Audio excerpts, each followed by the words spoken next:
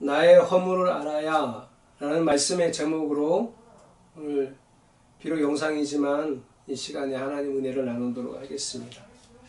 지금 화면에 보여드리는 책 표지가 하나 있습니다. 품어주심이라고 제목이 붙여진 이 책은 이효천 선교사님이 쓴 책입니다. 이효천 선교사님은 미혼모들을 돌보는 사역을 하고 있는데요.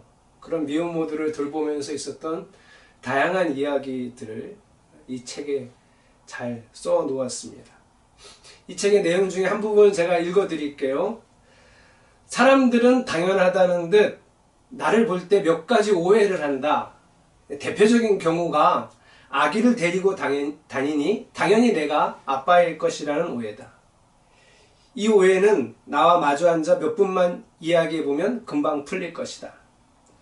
우리 사무실 앞 부대찌개 식당에서는 더 이상한 오해를 받은 적도 있었다. 주인 아주머니께서 매일 다른 아기와 다른 엄마들을 데려오는 나에게 이상한 눈빛을 보내곤 하였다. 젊은 청년이 아기가 있는 것도 신기한데 그 아기가 매번 바뀐다. 심지어 아기 엄마도 바뀐다. 거기에 종종 이야기를 하다 울기까지 하는 아기 엄마들이 있으니 탐탁지 않아 하는 표정과 눈빛은 매번 밥을 먹는 내 뒤통수를 쏘아본다. 하루는 참다 못한 아주머니가 당신 뭐 하는 사람이야? 하고 물으셨다. 나는 선교사요 라고 답했지만 부대찌개 사장님은 믿지 않았다. 그래서 미혼모를 돕는 NGO 단체 대표 명함을 내밀었더니 깔깔 웃으며 내 등을 퍽퍽 때렸다. 오해는 아주머니가 했는데 매는 내가 왜 맞는가? 이 선교사님의 사역을 보면서 철없는 것들의 방황을 싸잡아 비난하는 사람들이 미혼모들이나 이 선교사님을 보고 이런 말을 할 때가 참 많다고 해요. 아직 니들이 배가 덜 고파와서 그래. 먹고 사는 문제가 제일 중요해. 그런 말에 이 책에서 선교사님은 이렇게 대답합니다. 아니다. 어떻게 먹고 어떻게 사는지가 더 중요하다. 그래야 엄마들의 항해에 어떤 풍파가 와도 다시 씩 웃을 수 있을 것이다. 저도 그렇게 생각합니다. 먹고 사는 거 아주 중요합니다. 그러나 단지 먹고 사는 것에 집착하다가 그 어떻게 먹고 어떻게 사는 것을 잃어버리면 결국엔 다 잃어버리는 경우가 생기게 될 것입니다. 그러니 우리도 고민해야 됩니다. 어떻게 먹고 어떻게 살 것인가. 오늘 성경에는 이제 7년의 흉년이 시작됐습니다. 먹고 사는 게 힘들어졌어요. 그러자 이집트 전역에 있는 백성들이 요셉에게 먹을 걸 사러 옵니다. 당장 먹어야 하니까 이집트에 사는 모든 백성들이 요셉에게 먹을 걸 구하러 오죠. 그런데 기근이 이집트만 된 것은 아닙니다. 야곱이 살고 있던 가나안 땅에는 더 심각한 기근이 들었죠.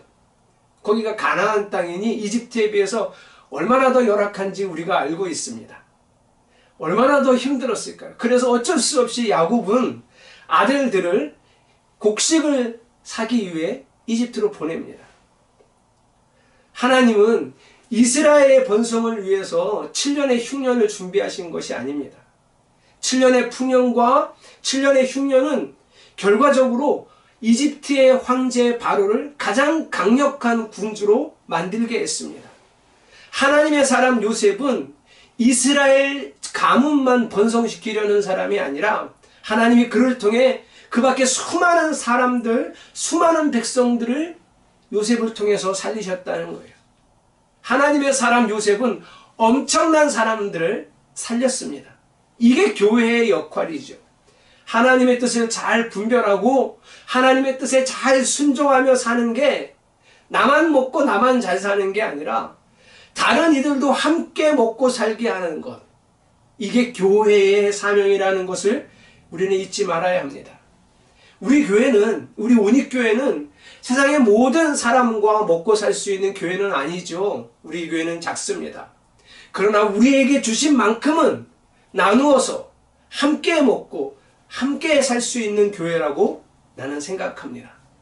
우리가 더 영적으로 성숙해져서 하나님의 뜻을 잘 분별하고 우리가 하나님의 뜻에 순종하면서 살면 우리는 하나님의 은혜로 우리와 함께 먹고 우리와 함께 잘 사는, 그래서 더 커지고 더 넓어지는 교회가 되기를 오늘도 소망합니다. 하나님은 요셉을 통해서 그렇게 수많은 사람들을 살리셨습니다. 하나님의 또 다른 목적은 이스라엘 가문을 또 번성하게 하는 거죠. 이건 우리가 잘 알고 있는 거죠. 그건 그리 어려운 일은 아닙니다. 야곱의 가족들이 다 이집트에 와서 요셉 덕보고 살면 됩니다. 요셉이 이집트의 실세이니 다 알아서 해줄 겁니다.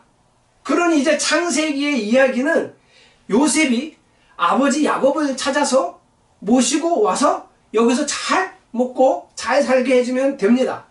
그런데 이렇게 간단한 이야기가 오늘 42장, 43장, 44장, 45장에 이르기까지 아주 길고 복잡하게 적혀져 있습니다.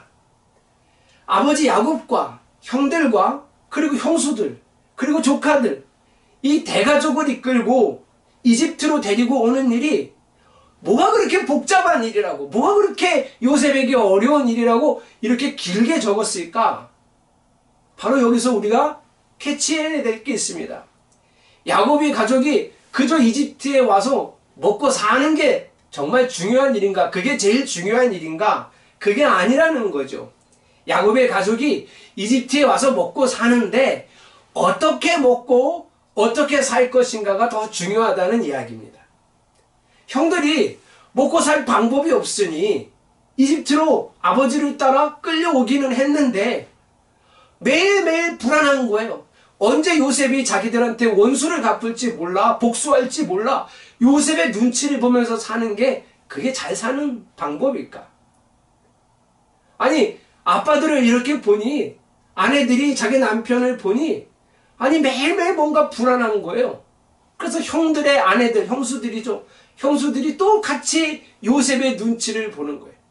그렇게 엄마 아빠가 요셉의 눈치를 보는 것을 그 자녀들도 보고 자랄 거 아니에요. 그래서 온 가족이 먹고 사는데, 잘 먹고 잘 살고는 있는데 여전히 불안하고 요셉의 눈치를 보고, 그래서 서로 힐난하고 서로 남의 탓을 하고 욕구불만이 생기고 분노가 표출되고, 그래서 그냥 먹고 살기만 하면 되는가? 아니면 이런 불안함 속에서 사는 것이 괜찮은가? 이 이야기가 창세기 42장, 43장, 44장, 45장에 쭉 깔려져 있는 이야기입니다. 그래서 어떻게 먹고 어떻게 살 것인가에 대한 이야기를 하는데, 그 중에 오늘 우리의 본문은 그 과정의 첫 번째 과정인 42장 첫 번째 과정은 나의 허물을 인지하는 이야기입니다. 한번 따라해 보시죠. 나의 허물을 똑바로 알자. 형들은 이집트의 곡식을 사러 왔습니다. 형들을 보자마자 요셉은 그들을 알아봤죠. 그런데 형들은 요셉을 알아보지 못했습니다. 꿈엔들 생각했겠습니까? 자기들이 버린 동생이 이집트의 총리가 됐을 거라고. 요셉은 형들에게 첩자라는 누명을 확 씌워버렸습니다. 형들이 우리는 아닙니다. 우리는 첩자가 아닙니다. 라고 대답했지만 요셉은 이유도 없고 근거도 없고 그냥 막 우깁니다. 시끄러! 아니야! 니들은 첩자가 확실해! 이렇게 계속 우겼죠. 그래서 형들이 어쩔 수 없어서 자기들의 얘기를 하다가 13절 이렇게 얘기합니다. 그들이 대답하였다. 소인들은 형제들입니다. 모두 원래 12입니다. 가나안 땅에 사는 한 아버지의 아들들입니다. 막내는 소인들의 아버지와 함께 있고 또 하나는 이렇습니다. 이렇게 솔직하게 자기 형제들에 대해서, 가족에 대해서 얘기하는 거예요. 우리는 첩자가 아니라는 거죠. 그들에게 누명을 씌운 요셉은 그래도 믿어주지 않아요.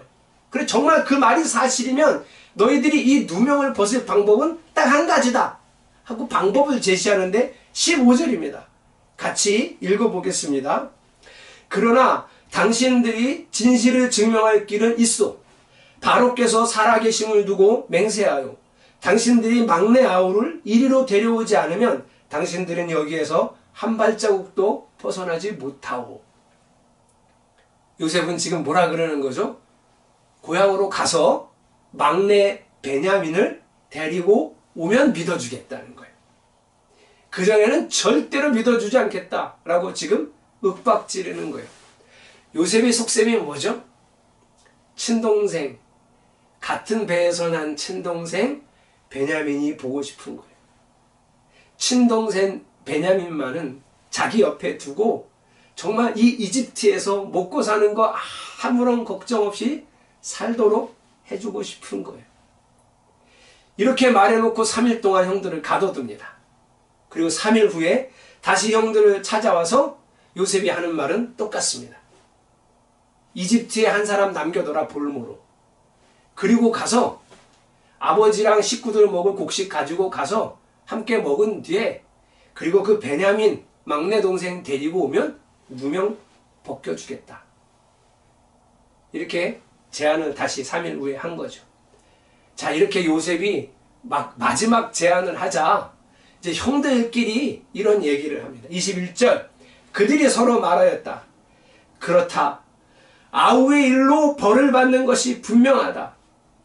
아우가 우리에게 살려달라고 애원할 때 그가 그렇게 괴로워하는 것을 보면서도 우리가 아우의 애원을 들어주지 않은 것 때문에 우리가 이제 이런 괴로움을 당하는구나. 요셉은 처음 듣는 말이죠. 형들이 그 당시를 다 기억하고 있고 그때의 상황들을 다 선명하게 기억하고 있고 그리고 그 기억 속에 자신들이 잘못했다는 것을 알고 있다는 것을 요셉이 처음 들었죠. 우리가 이렇게 될 줄 알았다. 요셉에게 그렇게 못된 짓을 하고 우리가 잘 살 줄 알았느냐. 우리 이런 일 당해도 싸다. 지금 이런 이야기를 서로 하고 있는 거예요. 요셉이 처음 들었어요. 아마 형들도 이런 고백을 서로에게 한 적이 없었을 것입니다. 그냥 혼자 제 속으로만 괴로워하고 밖으로 토해내지 못했던 말들을 이제 이 위기 앞에서 하고 있는 거죠. 그때 르우벤이 이렇게 얘기합니다. 22절은 같이 읽어볼까요? 르우벤은 그들에게 대답하였다. 그러기에 내가 그 아이에게 못할 짓을 하는 죄를 짓지 말자고 하지 않더냐. 그런데도 너희는 나의 말을 들은 채도 하지 않았다. 이제 우리가 그 아이의 핏값을 치르게 되었다. 이 르우벤의 말을 그냥 겉으로만 들어보면 형제들 탓을 하는 것으로 들릴 수도 있겠지만 그도 분명하게 지금 인정하고 있는 게 있어요. 우리가 이 아이의 핏값을 치르는 거다. 우리의 잘못에 대한 값을 치르는 거다. 르우벤도 요셉을 팔았던 그 죄책감에서 벗어나지 못하고 있었던 거죠. 그래서 아버지가 베냐민 막내를 데리고 이건 얘네 데리고 가지 마. 나는 얘를 잃을 수 없어. 이렇게 고집을 피우며 데리고 가지 못하게 했을 때에도 아무도 아버지한테 항변 한번 하지 않았던 거예요. 왜 그 아이만 싸고 노시냐. 아버지 베냐민 제가 아직도 어린애로 보이세요? 아니 다 큰 애를 언제까지 저렇게 사람들이 못하게 하실 겁니까? 이런 말 한마디도 하지 않았던 것은 그들이 그 속에 품고 있었던 죄책감 때문이에요. 모두 그렇게 죄책감에 사로잡혀 있었습니다. 그러나 누구에게도 그 마음 한번 표현한 적이 없었어요. 지금 이 순간이 다 처음이에요. 처음 하는 말이에요. 근데 이 고백을 듣는 사람이 또 한 사람이 있었죠. 바로 요셉이잖아요. 성경에 보면 요셉은 이때 통역관을 두고 형들하고 대화를 했습니다. 그러니 형들은 요셉이 자기들 말을 알아들을 거라고 상상도 하지 못했던 거예요. 요셉은 형들이 하는 말을 듣고 견딜 수가 없었습니다. 그래서 잠시 형들을 떠나서 다른 곳으로 가서 한없이 울었다. 이렇게 되어 있습니다. 24절 볼까요? 듣다 못한 요셉은 그들 앞에서 잠시 물러가서 울었다. 여러분, 요셉의 형들, 야곱의 아들들은 이제 이집트로 올 건데요. 와서 어떻게 먹고 살아야 좋을까요? 그들이 정말 함께 잘 먹고 함께 잘 살기 위해서 필요한 것이 바로 42장에서는 이 부분입니다. 자신들의 허물을 똑바로 아는 것입니다. 저는 우리 교회 성도들 모두가 하나님 앞에서 잘 먹고 잘 사는 사람이 되기를 소망합니다. 그러니 우리에게도 이 시작이 반드시 필요합니다. 하나님 앞에서 나의 허물을 바로 알아야 합니다. 자, 우리가 자신의 허물을 알 때 주로 어떻게 아냐 하면 다른 사람과 비교해서 나는 이게 부족하구나, 나는 이게 잘못된 거구나 라고 사람과 비교해서 합니다. 나는 저 사람에 비해서 재산이 적구나, 나는 쟤보다 키가 커, 이런 비교를 하는 거죠. 학벌을 비교할 때도 그런 얘기를 하겠죠. 우리 교회 같은 경우에는 아니 박준철 집사가 서울대를 나왔다며 의외인데 이런 얘기 하겠죠. 우리 교회 사람들은 정말 보면 대단해요. 저는 뭘 하면 끝까지 하지를 못하는데 우리 성도 형들은 정말 열심히 하는 것 같아요. 아니 우리 권사님 보면 참 대단한 것 같아요. 언제나 늘 한결같고 성실하세요.